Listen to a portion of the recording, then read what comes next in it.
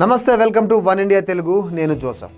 ప్రధానమంత్రి నరేంద్ర మోడీ అమరావతి పునర్నిర్మాణ పనుల ప్రారంభోత్సవం సందర్భంగా అమరావతికి విచ్చేస్తున్నారు.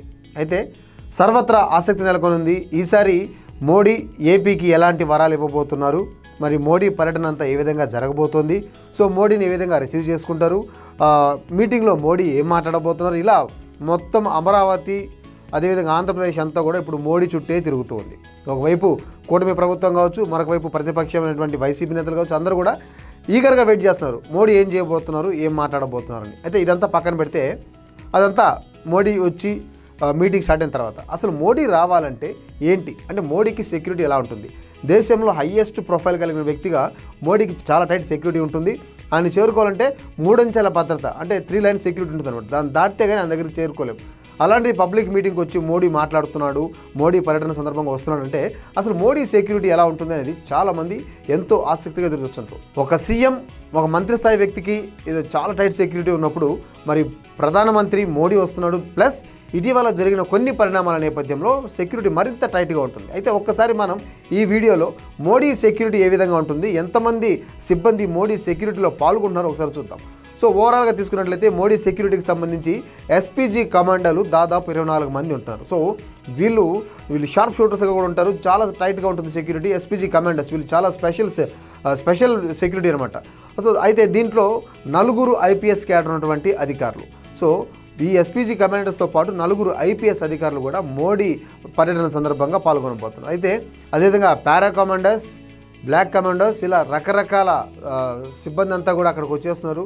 అదేవిధంగా ఇంటెలిజెన్స్కి సంబంధించిన వాళ్ళు ఒక 100 మంది ఉన్నారు.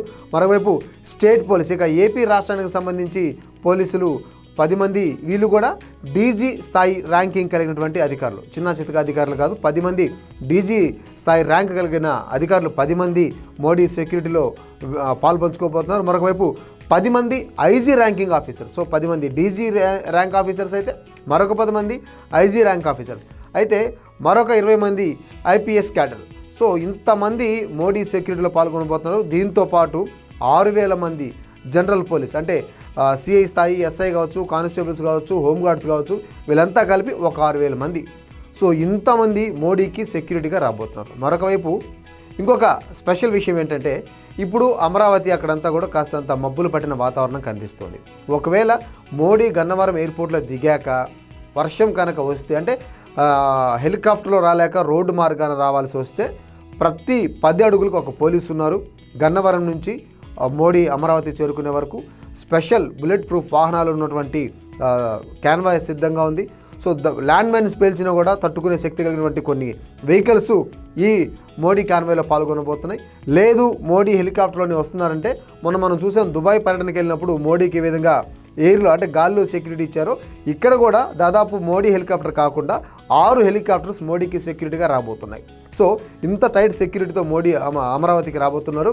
అయితే మోడీ రెగ్యులర్గా వాడేటువంటి range rover bullet proof car కూడా ఇదే హెలికాప్టర్లో మోడీతో పాటు రానుంది. ఒకవేళ ఆయన రోడ్డు మార్గాన్ని వస్తే అదే వెహికల్లో రోడ్డు మార్గాన్ని వస్తారు, లేదంటే ఆయన హెలికాప్టర్లో వస్తే హెలికాప్టర్లో అక్కడి నుంచి అంటే ఈ కారు కూడా హెలికాప్టర్లోకి ఎక్కిస్తారు, హెలికాప్టర్లో అమరావతిలో దిగుతారనమాట. సో ఇంత సెక్యూరిటీ మధ్య మోడీ వచ్చి అమరావతికి వచ్చి తన ఉపన్యాసాన్ని వినిపించి ఏవైతే అమరావతికి కురిపించే వరాలు ఏవైతే ఉన్నాయో అవన్నీ ఇచ్చి తిరిగి వెళ్తున్నారు. సో ఈ టూర్ అంతా కూడా సజావుగా సాగాలని, మోడీ మరిన్ని వరాలు ఏపీకి ఇవ్వాలని మనం కూడా మనస్ఫూర్తి కోరుకుందాం.